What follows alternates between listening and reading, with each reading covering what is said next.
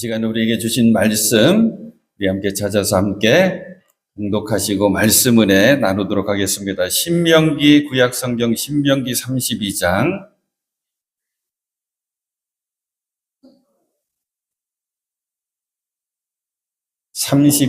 7절로 12절 말씀.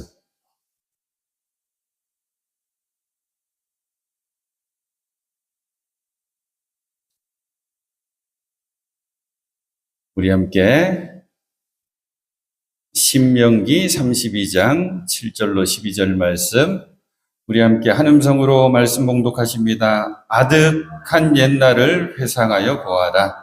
조상 대대로 내려온 세대를 생각하여 보아라. 너희의 아버지에게 물어보아라. 그가 일러줄 것이다. 어른들에게 물어보아라. 그들이 너희에게 말해줄 것이다. 가장 높으신 분께서 여러 나라의 땅을 나누어 주시고 인류를 갈라놓으실 때 이스라엘 자손의 수요대로 민족들의 경계를 갈라놓으셨다. 그러나 주님의 몫은 그의 백성이니 야곱은 그가 차지하신 유산이다. 주님께서 광야에서 야곱을 찾으셨고 짐승의 울음소리만 들려오는 황야에서 그를 만나 감싸주고 보호하고 당신의 눈동자처럼 지켜주셨다. 마치 독수리가 그 보금자리를 뒤흔들고 새끼들 위에서 퍼덕이며 날개를 펴서 새끼들을 받아 그 날개 위에 업어 나르듯이 주님께서만 홀로 그 백성을 인도하셨다. 다른 신은 옆에 있지도 않았다. 아멘. 참 좋으신 주님의 은혜와 평화가 여러분에게 임하시기를 먼저 빕니다. 하나님께서 우리에게 주신 2024년도 올해나가 이제 12분 정도 남았는데 11분 이제 잘 달려오셨습니다. 그리고 여러분 모두 끝까지 잘 오셨습니다. 주님 인도하셨습니다. 주님 동행해 주셨습니다. 그리고 모든 것이 은혜였습니다. 이렇게 고백할 수밖에 없죠. 한 해를 마무리하고 새로운 한 해를 준비하는 이 시간 언제나 떠오르는 두 가지의 고백이 우리에게는 있습니다. 먼저는 에베네셀, 여기까지 인도해 주셨습니다. 두 번째는 여호와 이레, 여호와 하나님 예비해 주실 줄로 믿습니다. 준비해 주실 줄로 믿습니다. 준비하시는 여호와, 예비하시는 여호와.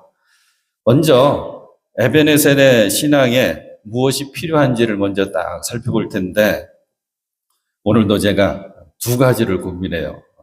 뭐냐면 말씀 내용이 2024년도 마무리 짓는 내용의 말씀이 있고 2025년도 시작하는 말씀이 있는데 요 딱 중간에 12시가 딱 돼야 되거든요.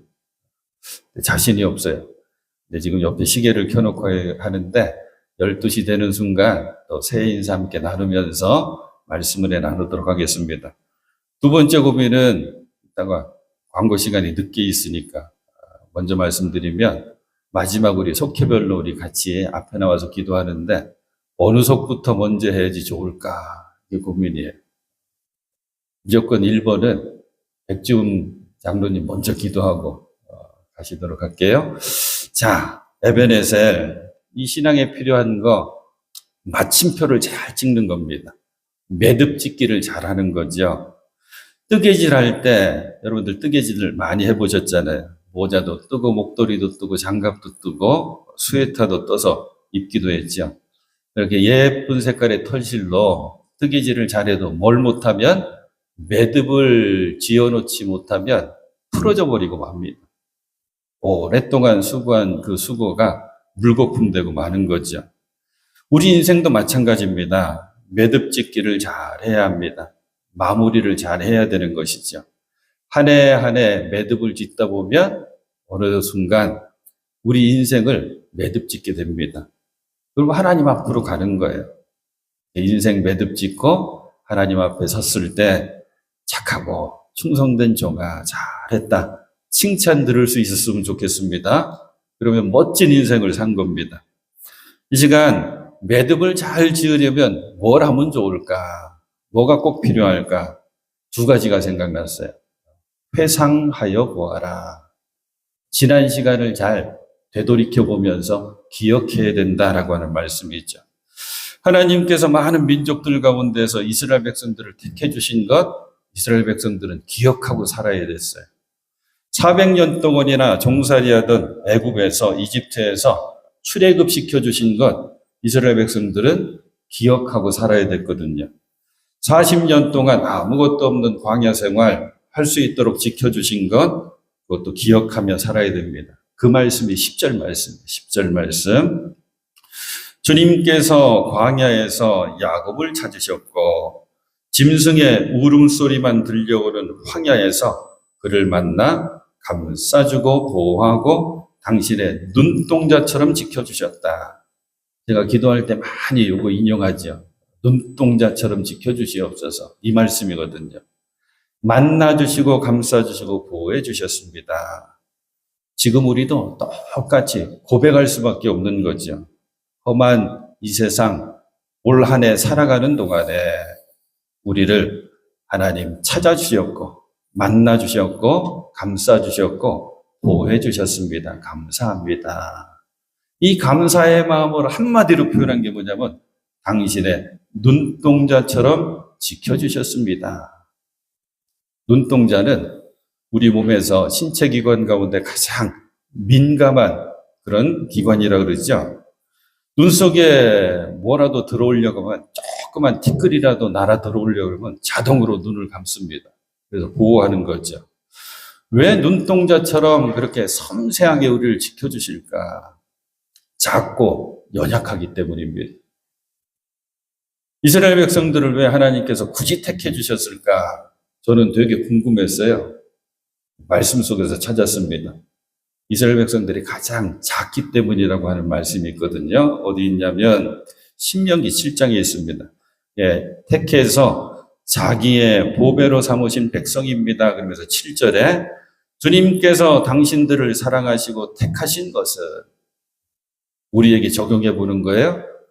우리 한 사람 한 사람을 택하시고 사랑하시고 택하신 것은 당신들이 다른 민족들보다 수가 많아서가 아닙니다. 커서가 아닙니다. 강해서가 아닙니다. 잘나서가 아닙니다. 오히려 당신들은 모든 민족 가운데 수가 가장 적은 민족입니다. 작고 연약해서 택해 주시고 사랑해 주시는 거예요. 사랑하는 여러분, 한 해 동안 하나님께서 보호하시고 도우셔서 여기까지 잘 왔습니다. 그런데 우리 믿음의 가족들 가운데도 제가 알아요. 여러분들이 아멘 이게 크게 안 나오는 그런 가족들도 있습니다. 어렵고 힘들었기 때문입니다. 이런저런 큰일을 많이 겪으셨기 때문이죠. 하지만 그래도 우리는 잊지 않고 회상, 기억하는 게 중요합니다.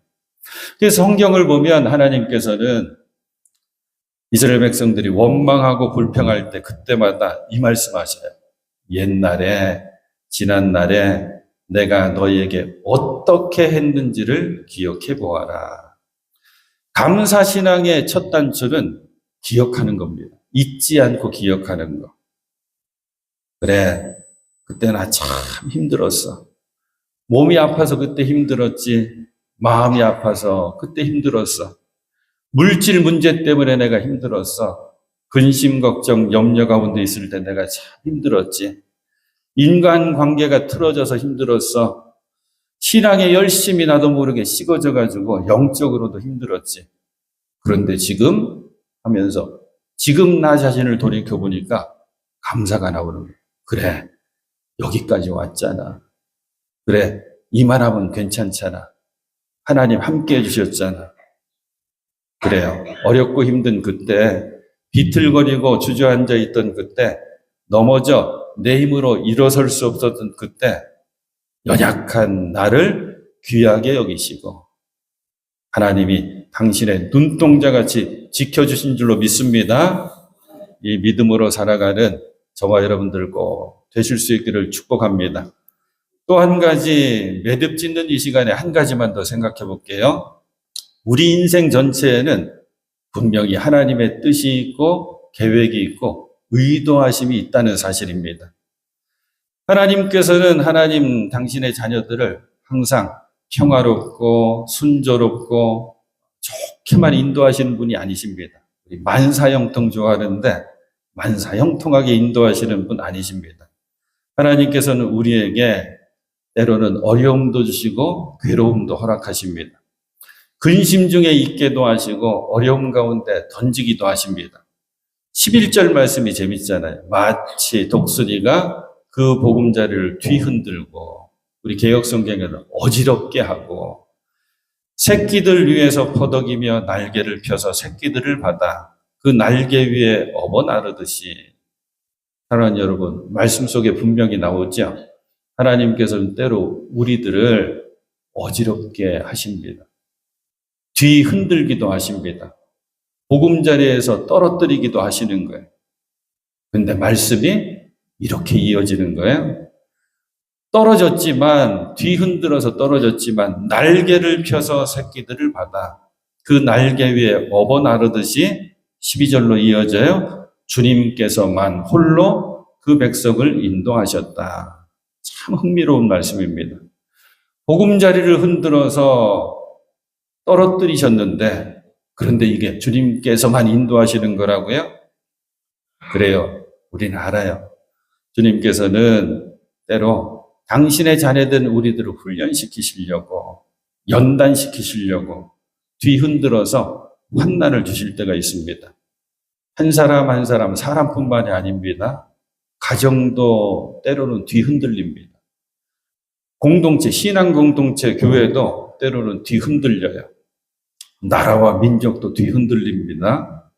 지구촌 전체가 뒤흔들릴 때도 있죠. 여러분, 지난 364일, 24시간, 그리고 58분 동안, 23시간, 58분 동안 우리는 여러 번 어지럽기도 했고, 뒤흔들리기도 했고, 어떤 분들은 떨어지기도 했습니다. 아팠던 일, 힘들었던 일, 괴로웠던 일 틀림없이 있습니다. 사업 문제로, 자녀 문제로, 건강 문제로 어려움 당할 때 있었습니다. 하지만 그때도 이 12절 말씀처럼 오직 하나님께서, 하나님만이 그 날개를 펴 업어 나르듯이 인도해 주셨음을 꼭 믿으시길 바랍니다. 이 고난의 시간을 연단으로 알고 주님께 더 가까이 나가는 여러분 꼭 되실 수 있기를 축복합니다. 나의 일생 동안, 아니 모든 순간순간 하나님의 인도하심이 있다. 하나님의 뜻이 있고 계획이 있고 의도하심이 있다. 이 고백을 꼭 하실 수 있는 여러분 되실 수 있기를 축복합니다. 10초 남았네요. 새해 인사하고 이야기 나누기. 5, 4, 3, 2, 1. 새해 복 많이 받으세요.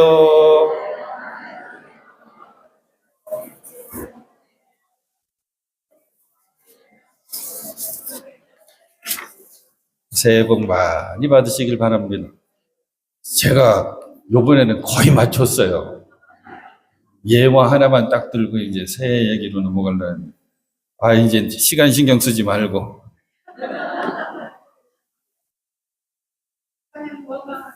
예, 예.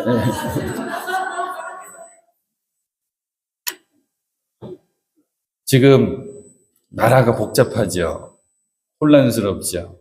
더군다나 너무 안타깝게 무안공항에 제주항공 사고 너무 안타까워요. 근데 이게 제주항공 여객기 사고 참사죠, 참사. 많은 분들이 한순간에 그렇게 하늘나라 갔으니까 또 유가족들은 또 얼마나 많습니까? 이제 이야기들이 또 하나씩 하나씩 나올 텐데 가족여행 가신 분들이 꽤 많더라고요. 그죠? 어느 가족은 8명이 갔다가 다 하늘나라 갔더라고요. 자, 이 항공기 사고 얘기 나오니까 떠오르는 이야기가 하나 있어요. 미국의 샌 안토니아라고 하는 곳에 감리교회가 하나 있거든요. 이 감리교회 지금 우리 후배 목사님이 목회하는데 한인교회 아주 신앙생활 열심히 잘하던 젊은 집사님 가족에게 이런 일이 생겼어요. 집사님이 회사에 출근을 했어요. 그런데 집에 남아있던 가족들이 누구였냐면 사랑하는 아내, 그리고 예쁜 딸 하나, 이제 갓 태어나서 돌진한 둘째 딸, 그리고 이 둘째 딸 돌보기 위해서 한국에서 미국 사는 딸 산간해 주려고 온 장모님. 근데 그 주변에 공군 부대가 있었어요. 공군 부대 훈련을 쭉 하는데 기체가 뭔가 잘못이 돼서 이 조종사가 군인이죠. 대위였는데 피해가려고 어떻게 하다가 도저히 자기 능력으로 어떻게 이 기체가 조정이 안 되니까 어쩌다 보니까 집을 덮쳤는데 그 집사님 집을 덮친 거예요. 회사에 출근해서 근무하고 있는데 연락이 온 거예요. 큰일 났다고. 큰일이 뭐예요? 행복하게 갓난아기 한번 상상해 보시고 갓난아기 돌보려고 고국에서 온 장모님 한번 떠올려 보세요. 그리고 사랑하는 아내 큰딸 한 가족이 다 한순간에 하늘 날아간 거예요. 장례를 치릅니다. 교회에서 함께 다 장례를 치르는데 이건 뭐 어떻게 할 수가 없는 장례죠. 근데 장례식 다 마치고 집사님이 나와서 인사를 하는 거. 너무 괴롭고 힘듭니다. 하지만 여기에도 하나님의 뜻이 분명히 있는 줄로 난 믿습니다. 마지막 뭐라 그랬냐면 그 비행기 조종한 대위의 이름을 딱 대요. 암흑의 대위, 죄책감 갖지 마십시오. 우리는 하늘나라에서 다 만나는 부활의 소망을 갖고 있습니다. 그러면서 맞췄어요. 참 어려운 얘기죠, 그죠? 무한공항에서의 그 참사도 주님께서 위로해 주셔야 돼요. 그리고 우리들이 꼭 관심 갖고 사랑으로 바라봐야 되고. 자, 이제 우리가 이렇게 2025년도 새해를 맞이했습니다. 저는 2025년도 365일이라고 하는 새로운 선물을 우리가 모두 함께 받았다고 표현하고 싶습니다. 끝까지 잘 달려가시는 여러분 되시길 바랍니다. 이때 우리가 고백해야 될 게 여호와 이레라고 그랬죠. 여호와 이레 얘기 잠깐 해드리고 마치려고 그래요. 여호와께서 준비하신다. 이삭은 아브라함이 100세에 얻은 아들입니다. 자기 몸으로는 자식을 낳을 수 없다고 생각했어요. 100세에 얻은 아들입니다. 이 약속으로 주신 아들이죠. 아브라함에게 주신 언약, 약속, 너로 큰 민족을 이루게 하겠다. 너는 복의 근원이 될 것이다. 그런데 어느 날 하나님 그 이삭을 바치라고 하십니다. 번제물로 바치라고 하십니다. 목숨보다 귀한 아들을 번제물로 바치라 하시는데 번제물은 죽여서 바치는 제사거든요. 저 같으면 그랬을 거예요. 주님, 주실 때는 언제고 왜 지금 달라고 하십니까? 그것도 번제물로 달라고 하십니까? 아브라함은 헛소리 안 하죠. 장소까지 정해주시거든요. 모리아산이다. 모리아산에 가기 위해서 아침 일찍 우리로 말하면 새벽같이 출발합니다. 옆에 이삭을 데리고 그리고 번제로 드릴 때 써야 되는 장작을 메고 아브라함은 번제물로 바치려고 하지. 그때 하나님께서 급하게 부르십니다. 아브라함아, 아브라함아, 내 아들, 내 사랑하는 독자 이삭을 아끼지 않고 나에게 바치는구나. 됐다. 그러십니다. 됐다. 그리고 아브라함의 눈을 환하게 열어서 옆에 덤불에 있는 순양을 보게 하시죠. 그래서 그 양을 준비해 주셨습니다라고 하는 고백, 그 고백이 여호와 이레입니다. 사랑하는 여러분, 우리의 2025년도 삶이 하나님 됐다 하시는 삶이 그런 신앙생활이 되었으면 좋겠습니다. 우리 주님 무엇을 바라실까? 무엇을 원하실까? 또 우리 주님 무엇을 기뻐하실까? 무엇으로 영광 받으실까? 그래서 주님의 기쁨이 꼭 되어 살아갈 수 있는 우리 모두가 될 수 있기를 축복합니다. 한 군데만 더 볼까요? 자, 성경을 찾으셔가지고 신명기 지금 펼쳐놓으셨죠? 앞에 있는 게 민수기입니다. 민수기 6장.